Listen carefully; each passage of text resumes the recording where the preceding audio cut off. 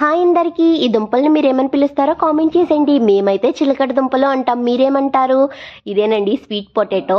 చిన్నప్పుడైతే స్కూల్ నుంచి వచ్చేసరికి డే బై డే మా స్నాక్స్ అయితే చిలకడ దుంపలే ఉండేవి. అప్పుడు ఉడకబెట్టిన కన్నా కాల్చినవే ఎక్కువ తినేవాళ్ళం. పొయ్యి మీద వంట చేసుకునే వాళ్ళం కదా, సో అదే పొయ్యిలో ఈ చిలకడ దుంపలు కూడా కాల్చుకుని తింటే భలే ఉండేది.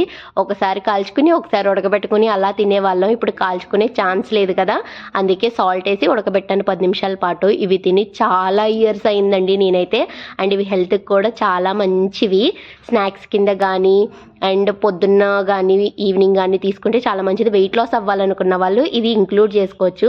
అండ్ ఇది క్యాన్సర్ రాకుండా కూడా హెల్ప్ చేస్తుందంట. నేను మొన్న యూట్యూబ్లో చూసాను.